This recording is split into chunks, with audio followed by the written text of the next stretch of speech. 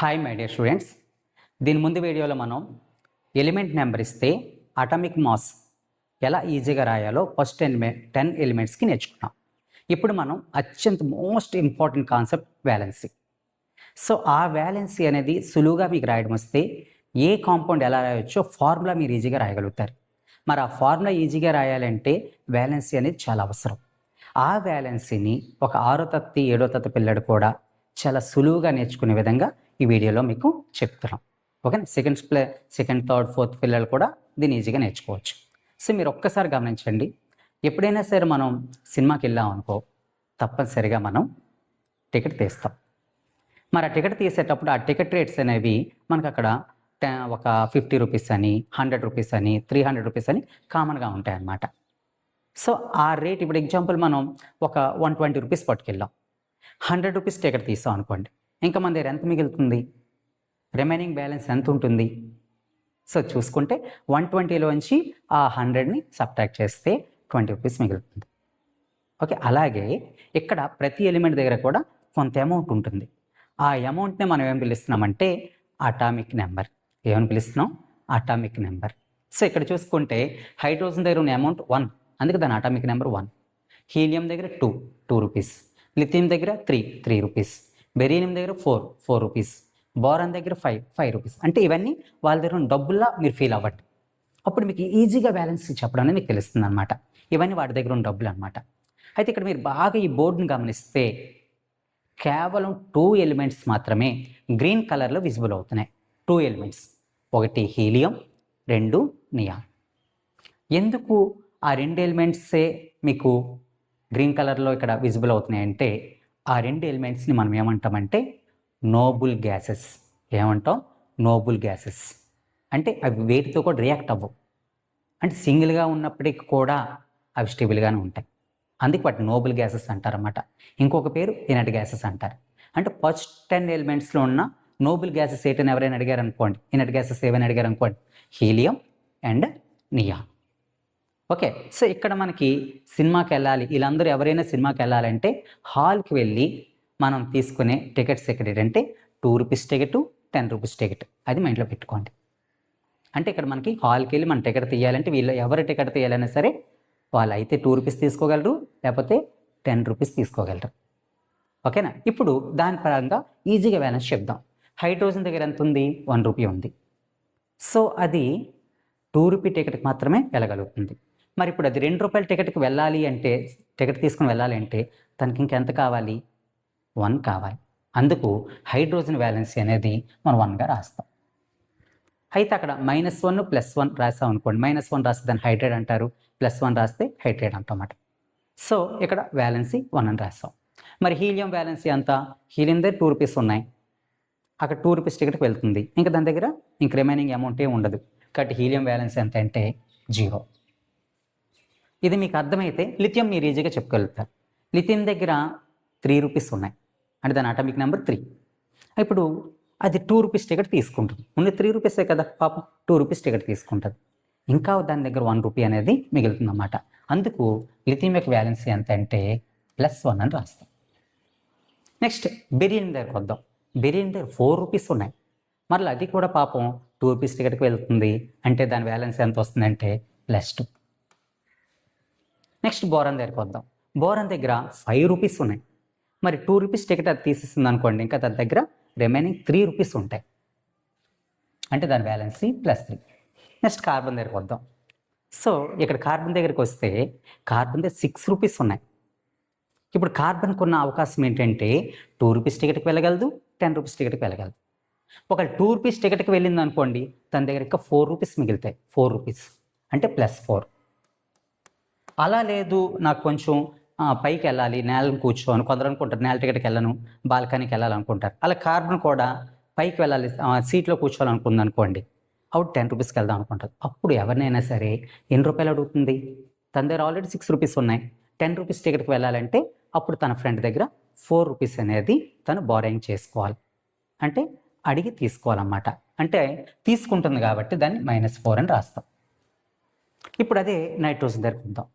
Nitrogen దగ్గరికి వచ్చేసరికి తన దగ్గర 7 రూపీస్ ఉన్నాయి, అంటే దానికి కూడా 2 చాయిస్ ఉన్నాయి. ఏంటి? రూపీస్ టికెట్కైనా వెళ్ళొచ్చు, 10 రూపీస్ టికెట్కైనా వెళ్ళొచ్చు. సో 2 రూపీస్ టికెట్కి వెళ్తే తన దగ్గర 5 రూపీస్ ఇంకా మిగులుతాయి, రిమైనింగ్ బ్యాలెన్స్ 5 రూపీస్ ఉంటుంది. అలా కాదు, తను కూడా కార్బన్ లాగే 10 రూపీస్ టికెట్కి వెళ్ళాలనుకుంది అనుకోండి, తన ఫ్రెండ్ దగ్గర తను 3 రూపీస్ తీసుకోవాలి. అందుకు నైట్రోజన్కి బ్యాలెన్స్ ఎంత ఉంటుందంటే +5 -3. ఇప్పుడు ఆక్సిజన్ దగ్గరికి వద్దాం.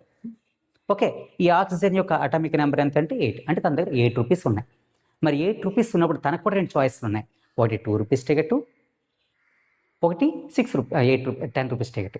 2 రూపీస్ టికెట్కి వెళ్ళింది అనుకోండి, 8 - 2 +6 వస్తుంది. అలా లేదు, నేను 10 రూపీస్ టికెట్కి వెళ్తాను అన్నది అనుకోండి, అప్పుడు -2 వస్తుంది. నెక్స్ట్ ఫ్లోరిన్ దగ్గరికి వద్దాం. ఫ్లోరిన్ దగ్గరికి వచ్చేసరికి ఏమైందంటే తన దగ్గర 9 రూపీస్ ఉన్నాయి. అంటే అది 10 రూపీస్ టికెట్కి వెళ్ళడానికి ఇష్టపడుతుంది, 2 రూపీస్కి వెళ్ళదు. ఎందుకంటే 1 రూపీ ఉంటే చాలు. సో ఫ్లోరిన్ యొక్క ప్రత్యేకత ఏంటంటే అతి పెద్ద రవిడి అనమాట. అంటే ఎలిమెంట్స్ అన్నిటిలో పెద్ద రవిడి ఎవరంటే ఫ్లోరిన్. ఎవరినైనా సరే కొట్టి తీసుకోగలిగే కెపాసిటీ ఎవరికి ఫ్లోరిన్కి ఉంది. అందుకే ఇది ఎవరిదైనా లాక్కుండా తప్పించి ఎవరికి ఇవ్వదు. అందుకే ఫ్లోరిన్ యొక్క వ్యాలెన్సీ ఎల్లప్పుడూ కూడా -1 మీరు రాయాలి. కెమిస్ట్రీ మొత్తంలో వ్యాలెన్సీ -1 ఎప్పుడు రాసేది ఎవరున్నారంటే ఫ్లోరిన్. వెరీ డేంజరస్ అందరికంటే. అందుకే ఇది కూడా మన బాడీలో ఎక్కువైంది అనుకోండి, ఎముకలకి ఇలా వచ్చేసి ఫ్లోరోసిస్ అనే వ్యాధి కూడా వస్తుంది.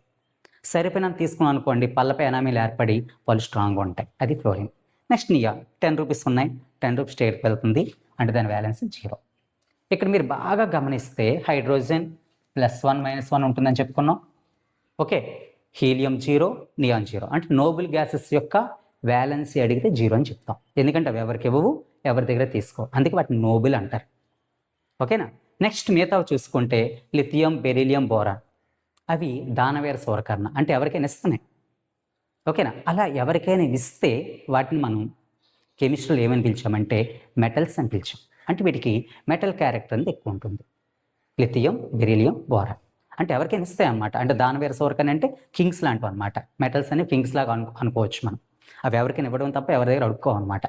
సో ఇక్కడ ఇవన్నిటికి ప్లస్ వ్యాలెన్స్ వచ్చింది కాబట్టి వీటిని మెటల్స్ అని మనం పిలవచ్చు. మరి మిగతా కార్బన్, నైట్రోజన్, ఆక్సిజన్, ఫ్లోరిన్ ఉన్నాయి కదా, ఇవేం చేస్తున్నాయి? అటు ఇస్తున్నాయి, ఇటు తీసుకుంటున్నాయి. ఇటువంటి న్యాచురల్ నాటికి మన కెమిస్ట్రీలో ఏ పేరు పెట్టారంటే నాన్ మెటల్స్. అంచేత ఇక్కడ కార్బన్, నైట్రోజన్, ఆక్సిజన్, ఫ్లోరిన్ వీటిని నాన్ మెటల్స్ అని కూడా మనం పిలవచ్చు అనమాట. అంటే ఇక్కడ ఇవన్నీ నాన్ మెటల్స్ అనమాట. Non metals. ఈ హైడ్రోజన్ కూడా నాన్ మెటల్, ఇస్తుంది తీసుకుంటుంది కాబట్టి. ఈ నియాన్ ఏమన్నామంటే నోబుల్ గ్యాస్. ఏ గ్యాస్ అన్నామమ్మా? Noble gas. సో ఇవి రెండు కూడా మెటల్స్. ఇది మెటలాయిడ్. మెటలాయిడ్ అంటే మెటల్కి నాన్ మెటల్కి మధ్యలో ఉందన్నమాట. ఇది ఇటు అటు కాకుండా ఉంది కాబట్టి దీన్ని మెటలాయిడ్ అని పిలవచ్చు బోరాన్ని. ఓకే, దీనికి మెటల్ క్యారెక్టర్ ఎక్కువ ఉంటుంది, నాన్ మెటల్ క్యారెక్టర్ తక్కువ ఉంటుంది. అయితే ఇంచుమించు ఎక్కువ మెటల్ క్యారెక్టర్ ఉంటుంది అన్నమాట బోరాన్కి. ఓకేనా. సో ఈ విధంగా ఈ వ్యాలెన్సీ అనేది రాయడం ద్వారా మనం ఈజీగా ఏం బైఫర్కేట్ చేయగలమంటే ఫస్ట్ 10 ఎలిమెంట్స్లో నాన్ మెటల్స్ ఎవరు, మెటల్స్ ఎవరు, నోబుల్ గ్యాసెస్ ఎవరు, మెటలాయిడ్స్ ఎవరు, ఇలా ఫస్ట్ 10 ఎలిమెంట్స్లోనే దీన్ని మనం తెలుసుకోగలిగాం. ఈ విధంగా మీరు కానీ కెమిస్ట్రీ నేర్చుకున్నారనుకోండి, చాలా ఈజీగా మీ కెమిస్ట్రీ అర్థమవుతుంది. 118 ఎలిమెంట్స్ వచ్చేసిన వేస్ట్, వచ్చిన 10 ఎలిమెంట్స్ని రకరకాలుగా మనం నేర్చుకోవాలి. ఓకే, మరొకసారి రీక్యాప్స్ చేస్తున్నాను. సో ఇక్కడ అటామిక్ నెంబర్ 1 తెలిస్తే మనకి నోబుల్ గ్యాసెస్ 2 ఉన్నాయి, 2 ఉంది, 10 ఉంది. సో ఆ 2ని 10ని సబ్ట్రాక్ట్ చేయడం ద్వారా వ్యాలెన్సీ ఈజీగా ఎలా రాయాలో నేర్చుకున్నాం. అలాగే ప్లస్ వ్యాలెన్స్ ఉంటే దాన్ని ఏమంటారు? మెటల్స్ అంటారు. ప్లస్ మైనస్ 2 రకాల వ్యాలెన్స్ ఉంటే దాన్ని ఏమంటారు? నాన్ మెటల్స్ అంటారు. వ్యాలెన్సీ 0 ఉంటే దాన్ని ఏమంటారంటే నోబుల్ గ్యాస్ అంటారు. అంటే ఈరోజు క్లాస్లో మనం ఏం చేసుకున్నాం అంటే మెటల్స్ ఏవి, నాన్ మెటల్స్ ఏవి, నోబుల్ గ్యాసెస్ ఏవి, మెటలాయిడ్స్ ఏవి నేర్చుకుంటూ వాటి వ్యాలెన్స్ని సులువుగా ఎలా రాయడం నేర్చుకున్నాం. అంటే ఫస్ట్ 10 ఎలిమెంట్స్లో 5 నాన్ మెటల్స్ ఉన్నాయి. అవి ఏంటంటే hydrogen, carbon, nitrogen, oxygen, fluorine. Neon, helium అనేవి నోబుల్ గ్యాసెస్. మెటల్స్ ఎన్ని ఉన్నాయంటే 2 ఉన్నాయి, లిథియం, బెరీలియం. మెటలాయిడ్స్ ఎన్ని ఉన్నాయంటే బోరాన్ ఒక మెటలాయిడ్ అనేది మనం చూడడం జరిగింది. ఓకేనా ఫ్రెండ్స్, నెక్స్ట్ వీడియోలో మనం నేర్చుకుందాం అంటే ఈ ఫస్ట్ 10 ఎలిమెంట్స్ యొక్క ఇంపార్టెన్స్ గురించి మనం నేర్చుకుందాం. కొంచెం వాటిని ఎలా రాయాలి కాంపౌండ్లో రాసినప్పుడు అది కూడా నేర్చుకుందాం. Okay friends, bye.